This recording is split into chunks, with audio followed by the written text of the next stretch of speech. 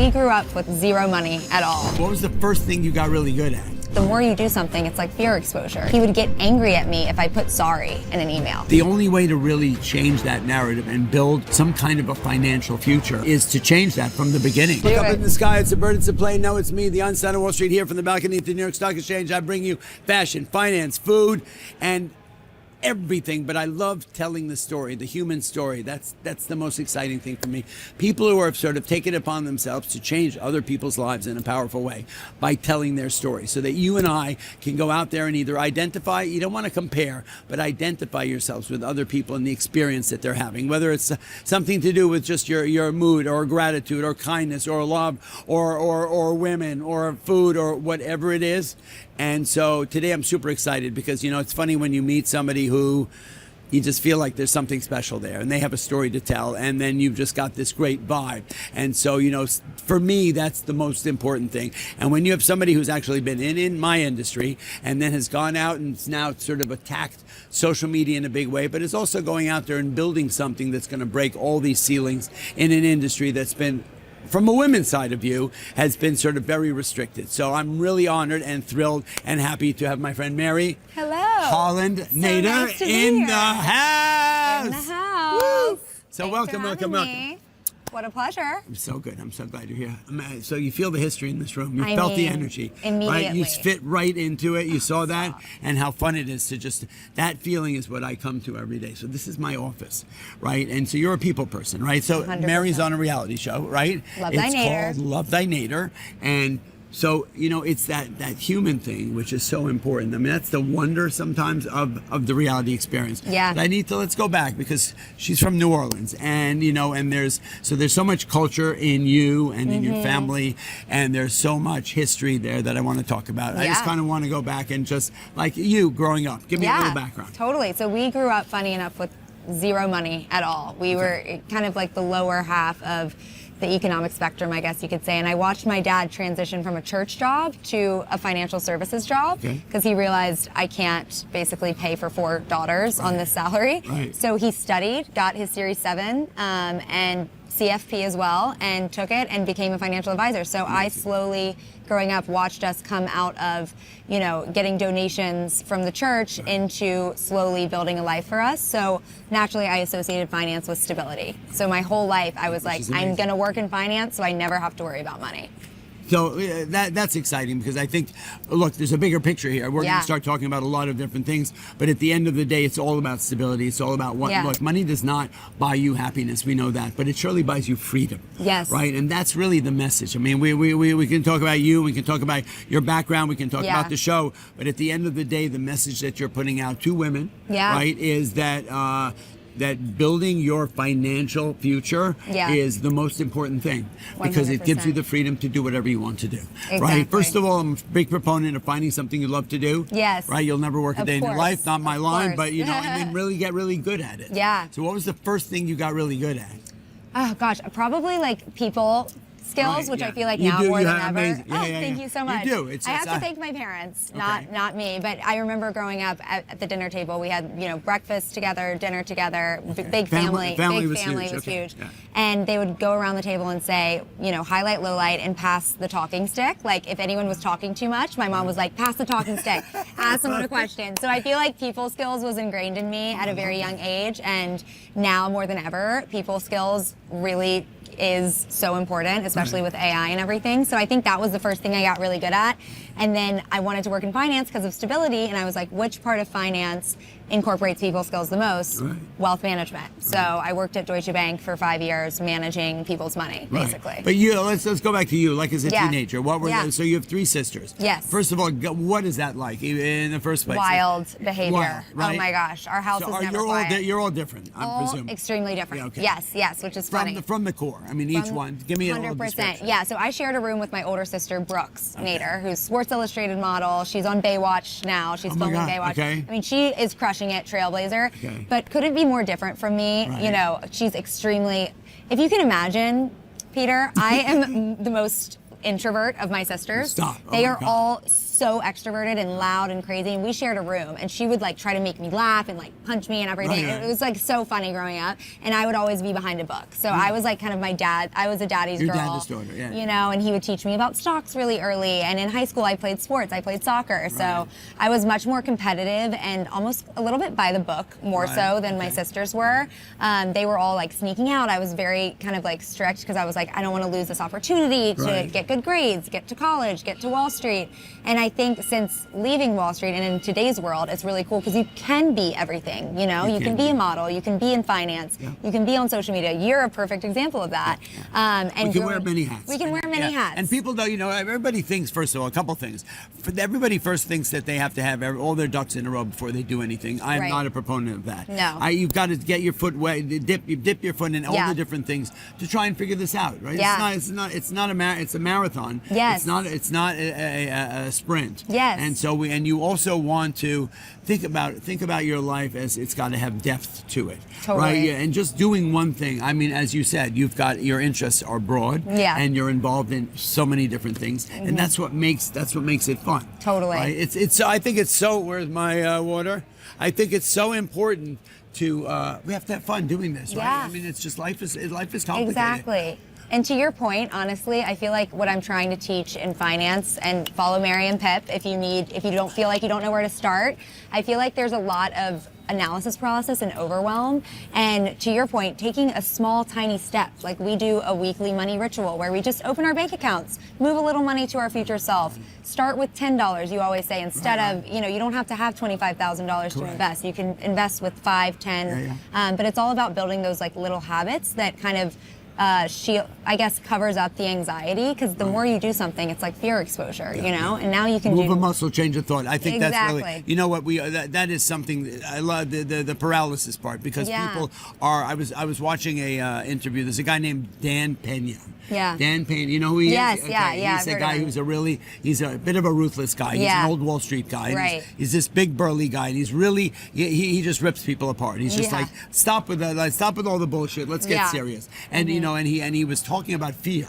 Right? Because that's obviously one of the things that paralyzes most people. Yeah. Right? And if you can get over that, he said, if you are fearless, then your life will become limitless.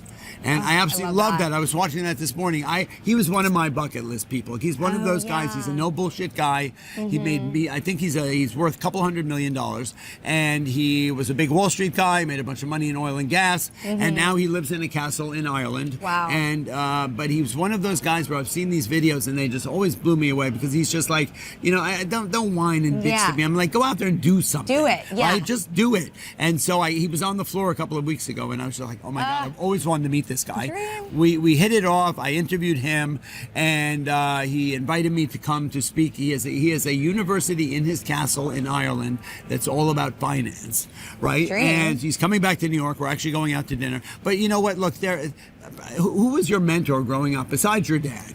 Oh gosh, my dad was such a huge part of my Or were life. the other sisters didn't follow in that? They did not at all. I mean, they were mentors in different ways. So my older sister was a mentor in confidence. Like she was, talk about no fear. I mean, just trying out for Sports Illustrated, waiting in line. So she gave me the confidence, I guess, that I could try things that, you know, I didn't necessarily maybe think I could do, like working on Wall Street. Yeah, right. Then once I got to Wall Street, I had a lot of incredible mentors. During my first internship, I had an incredible mentor who, of course, I was trying to impress him, so I came prepared to every meeting, but one of the things that he told me as a woman in finance was he would get angry at me if I put sorry in an email. He was like, never apologize. You are setting yourself up at a lower bracket already if you apologize in an email. So instead of saying, you know, sorry, this email took too long, say, thank you for your patience. Here's, you know, the deliverable. It's all how people perceive you, and it's all how your language is so important. Exactly. And yeah, I feel like I go back and forth as a woman in finance and social media. I'm kind of balancing all these worlds. And some people are saying, you know, when you walk into a room, don't say things like, correct me if I'm wrong, or sorry I'm late, like I said. But like the correct me if I'm I'm wrong kind of got me because I was like, I do say that all because as women we're empaths and we want to, you know, make everyone in the room feel comfortable. Yeah. And we're people pleasers. And we're people pleasers. Yeah. Exactly. But as you know, women are better investors than men, right? You know, Isn't and it, I've like, just proven? recently found I kind of always had that sense, but they are way better. Yeah, right. like it's proven in the stats. Yeah, it is. It's deeply because proven. we take our emotion out of, or our ego, I guess you could say. Yeah, out it's more of, ego out of than trading. emotion, right? Because more, women are emotional. Yes, yeah. But, you know, that's a huge move for you, coming from where you came from, to actually be a woman on finance, a woman in finance. Yeah. And in Wall Street as Yeah. well. I mean, I know that from the stock exchange point of view, never did we, very rarely were there women here on the floor. Right. I mean, it was obviously one of them. It was a frustrating for us to deal with that. There were a couple of periods of time in the 80s and 90s where, due to a couple of situations that happened, they brought women down to the floor to become brokers.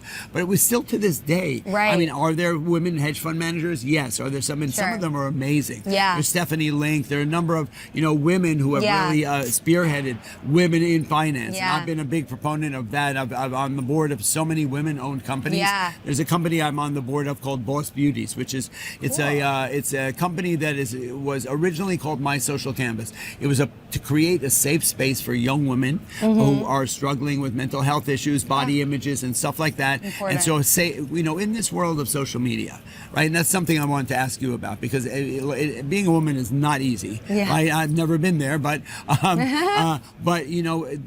to see, I have a young daughter, right, who's 27 years old, and so I know. Yeah, really? Yeah. Oh my God. Tell her Okay. I will.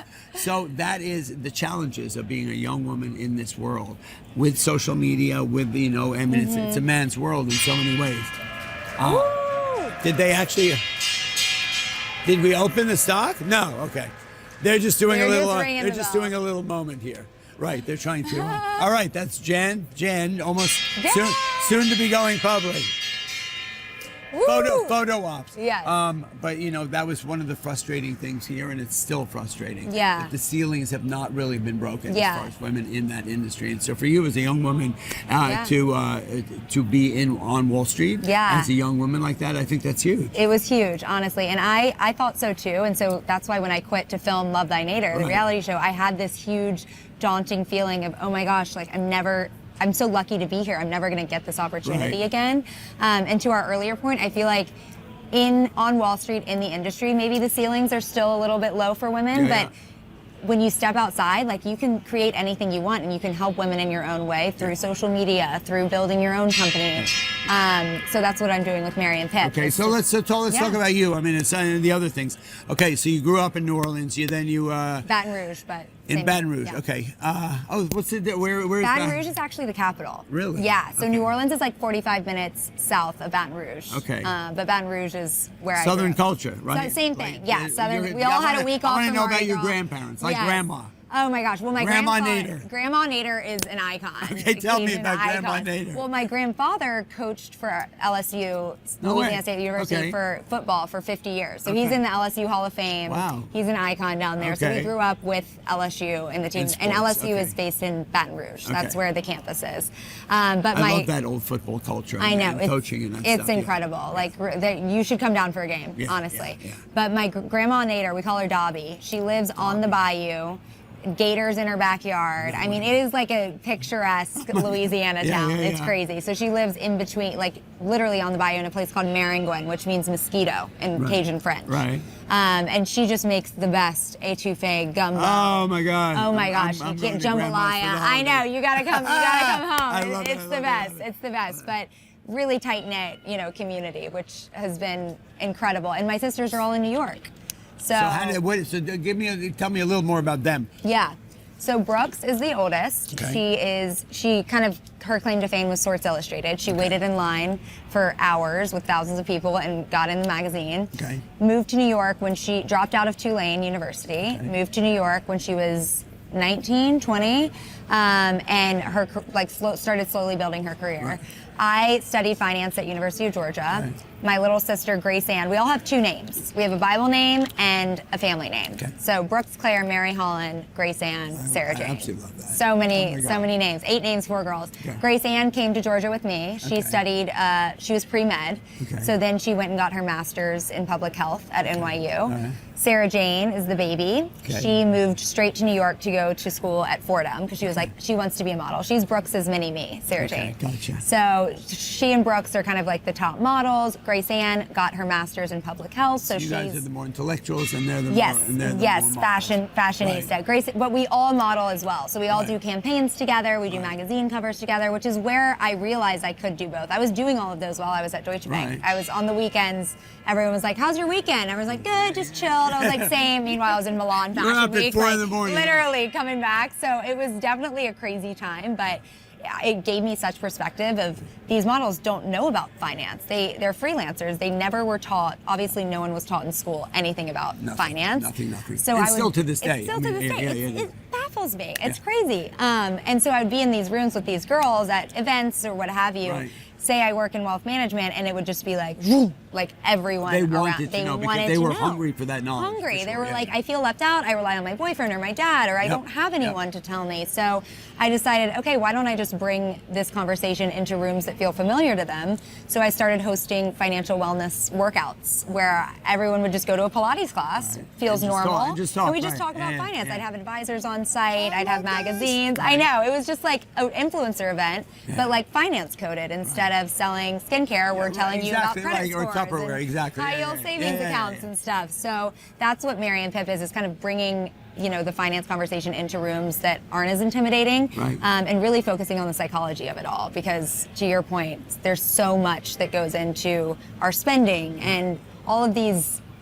I mean, basically our society now tricks us into spending at every turn we do. We are the greatest consumer society or generation in history. In history. We want what we want when we want it, and the industry. Look at Instagram, for instance. Yeah. Right, you can see something you want, and they Yeah. also think about it. They know exactly what you're thinking. They know Yeah. your buying habits. Oh, yeah. And then they will feed you that stuff. Exactly. And then they will say, okay, if you really want this, you can spend $25 extra to have it delivered immediately. Yeah. So they're playing on every one of our impulses, on all that Exactly. psychology. And so it's Exactly. almost dangerous in a way, but look, it's up to us to really change that narrative. To be We can be vigilant. sitting there, as I always say, invest in stocks, not stuff. We can be sitting there with closets full of stuff that we had to have at the time, we wore once, or it had huge value, we Yeah. needed it. The urge and the need to have something Right. literally actually lasts only 20, the psychology of it lasts 20 minutes.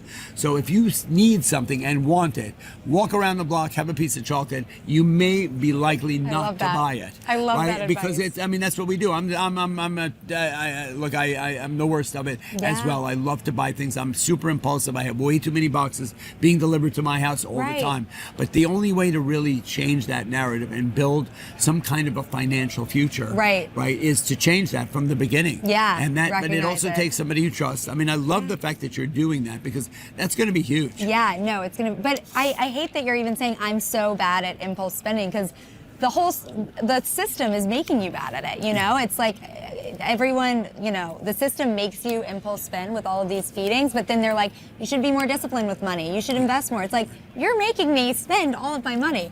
But that's why, with Mary and Pip, we're trying to just build the tiniest habits, even if it's open your bank account once a day instead of avoiding it, because avoidance is such a huge thing. Look, avoiding bills, Yes. we need to, if we see it in front of us. Yes, right? exactly. Even if you journal it, right? Putting pen to paper is Yes, a super important totally. way to really, because we like to hide from it. Yeah, Like we don't exactly. open our mail. There was a period of time in my life I didn't open my mail for Yes, years. yeah. Because it doesn't go away Exactly. if you don't engage it. Exactly. It's still It's there. still You gonna be just there. don't It's know growing. about it. Yeah. And which is why we And it try to becomes romanticize the it. boogeyman gets Yes, bigger and it's so bigger until scary. you get to the point where you never open it. Yeah. And then you're in trouble. And you're in debt and you're Yeah. in trouble. Yeah, which is why I love our weekly money ritual because we ritualize our skincare routines, Right. our Everything wind down else but routines. money. Everything else but money. And so that's why I'm calling it financial wellness. But every Sunday, I literally get my favorite drink, my favorite candle, my best friend, like my sister and I do it every Sunday, and we just open our accounts, pay our future self, pay off a little credit, Right. and then treat ourselves if we have any left over. So it becomes more of a fun thing. And I think since the whole environment is out to get us, if we change and put roadblocks in our environment, you don't have to say yes to every cookie. You can unfollow the influencer that's making you spend a bunch Yep. or delete that shopping app. There's certain little things that are hard to admit to do and we don't want to do it, but it really could set you up for success. You know what? long I term. absolutely look. It's like a general overall wellness. We Yes, do that with wellness. we do with our bodies, what we eat and how we exercise and whatnot. Yeah. But the money factor is so huge. I didn't even know that about you. Yeah. This, Oh my gosh. This is huge, and I'd be happy to work with you on it because I would die. I love it. I'll be your advisor. It would be my I would pleasure. love it. Because I think Let's that's shake on it. deal. Okay, I'm the new advisor to what's it called? To Mary and Pip. Mary and Pep. I absolutely love that. Love it. That whole the psychology of look. I run a trading academy with my Yeah. partner David Green, and we are trying to one of the biggest. Everybody, you watch Billions, right? Wendy is everybody's favorite person. I was actually watching it late last night because it's a fascinating personality, right? Obviously, their dynamic is pretty freaky with her and her husband, but all on other counts. That the psychology of trading, and that is one of the anybody can be taught to enter a stock. It's what you do when you get into the stock, and your relationship to money, and not getting emotional about money, and emotional about a trade, right? I mean, it's how look people just FOMO, hype, hope.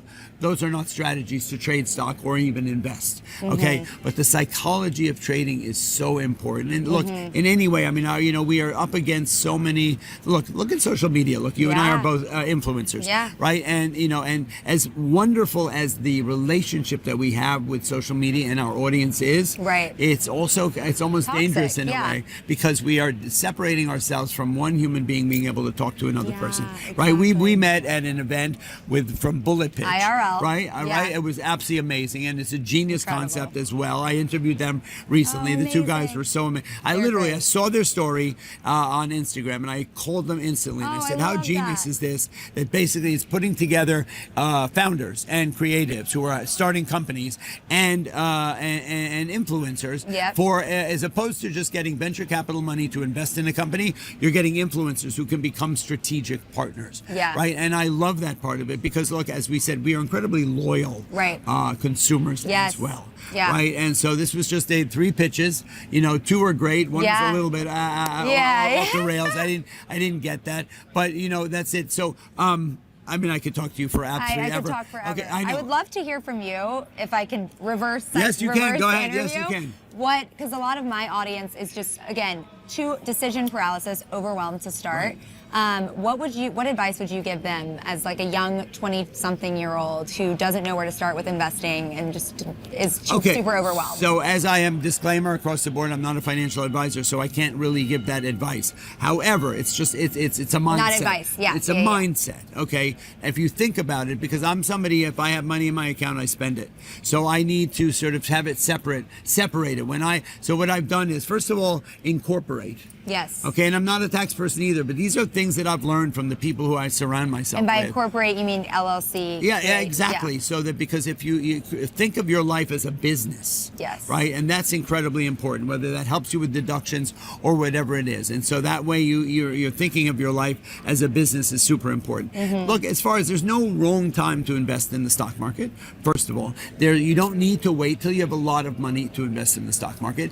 And there's that number that I said recently, and this is a disclaimer across the board, but if you were to put $250 a month into the S&P at the age of 18, at the age of 60, you will have $1.4 million. Now, people are going like, that how does that work? It's dollar cost averaging. But if you think about it, it's money that is coming out of your pocket that you would have spent otherwise, and it's going into something that historically has grown at least 10% a year. It's doing it on a regular, constant basis. If you put $5 a week in, put $50 a week in, maybe you don't have to. And I love breaking it down like that. And it's you so know much what? Easier. I'm a very ritualistic person. Yes. I walk Join down us for a money ritual. I'm very OCD-ish that way. I do things the same. I dress the same.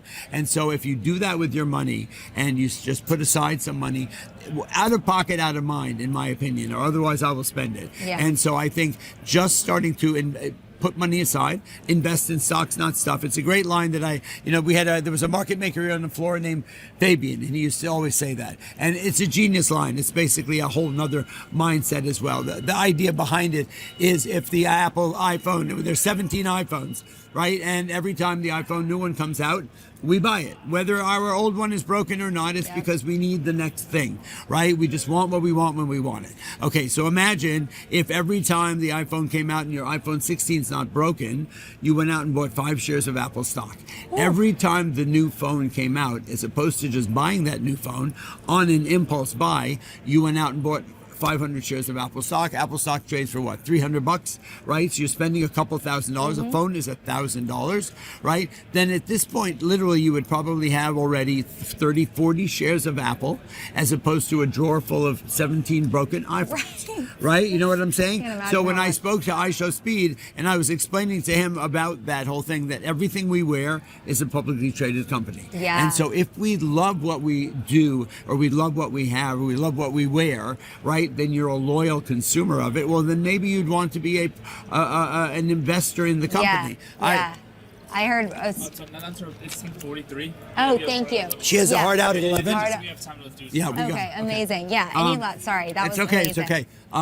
So anyway, all that, I mean, we can twist this around a million ways, and we can do it again. But I think the most important thing is just sort of change your mindset and start putting money away as quickly as possible into something that grows. Yeah. Right. I mean, the there were so many barriers to entry in the old days. What changed during COVID was everybody with an iPhone and $100 could invest in the stock market. Yeah. And Right. where would people invest? Well, look, I mean, download the an S&P, account. so think about it. You know, you can invest in companies that you, so young people ask me, high school students, where should I invest? I say, walk down the corridor of your school, look at what phone everyone's using, what computer they're on, what they do in their spare time, what phone, what computer, what clothes, what sneakers they wear, and what they do with their spare time, and what social media are they on. And come up with those names. What you'll end up with is probably Apple, Nike, Facebook, whatever it is. Those are all publicly traded companies that you can invest in. If you are a woman who loves, luxury Tiffany's, retail, yeah. it's very often a good investment. So there's different ways of things, companies that you like, that you know, right? I mean, you can do your homework, but there are, as we said, Alinea Invest. Yeah. Shout out to Alinea Shout out Invest. to Alinea. The bottom line is there are apps now, and yours is going to be one of them, which I know is just going to be huge. Where you're going to have, there are people who give you Do good it for advice. you. Yeah, I love that. Last question, and I Yeah. just have to ask it. Do you think that buying a Birkin bag is a better investment than buying stocks in the The S&P? S&P 500. You know what? Look, to be perfectly honest, whatever investigation I've done I've been looking into furniture and clothing and accessories, and knowing that in some country in the world that will remain unnamed, you can actually buy the same thing. You can buy furniture that has been slapped a name on it for $20,000 and get the exact same thing for probably $2,000 Right. if it doesn't have that name. Right? We are also wound up in the whole marketing and branding thing. Yeah. Right? Whether it's from your watch, from your the accessories you buy, that same Birkin bag, that costs you $25,000. Yeah. Right? You can probably get it. It's being probably made in the same factory, Yeah. and it's probably, you can get it for $1,000 depending on what name it has on it. Right. So my gut is, you know what? I think there's nothing better than investing in the market. Yeah. Because not only is it going to be an investment in something that will grow for sure. Yeah. Look, is the market, for Rolexes and for Birkins going up? Yes, I'm sure they are. Yeah. That's just a supply and demand story. Yeah. Right. But at the end of the day, is there real inherent value in it? Right. Everybody should go back and read the story about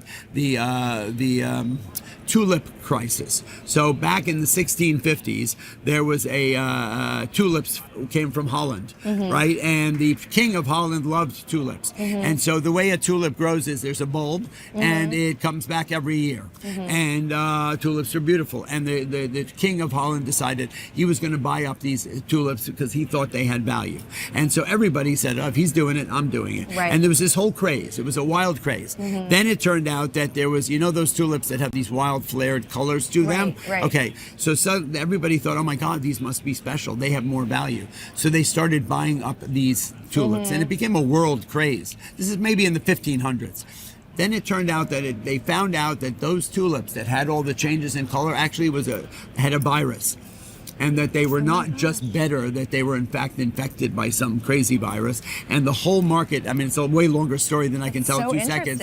And the whole market exploded, and everybody went from being millionaires to paupers, and the king lost all his money. And if you look it up on the internet, it's like... I'm such a history buff. Right, well then going you're going to home and absolutely doing love that. that. There are a couple of fun stories like that. Yeah. But anyway, I think for you to actually be doing that for your audience, look, it's really important to find an audience, right? That find this. Look, think about Shark Tank. Yeah. Find a problem, Yes. find a solution, and Yes. then and then impact that solution. Exactly. That's the best way. Well, thank you so much. You know what? We could talk forever. We're could going to talk pick this back forever. up. We're going to do a series. He's now, gonna be right? in season the 2 of The Love Thy Einstein on Nater. Wall Street and Love Thy Nater. Ladies Coming and gentlemen, soon. come check this wonderful woman out and her show and her family and what's it called? Mary and Pip. Mary and Pep. I'm going to be the new advisor for Mary and Pep. Woo! You know what? Put your money to work. Do something you love to do. Share some kindness and love and check them out on Hulu. That's all I got to Bye, say guys. about that. I'm the Einstein on Wall Street with Mary Holland Nater. Giddy up. That's all I got to say about that.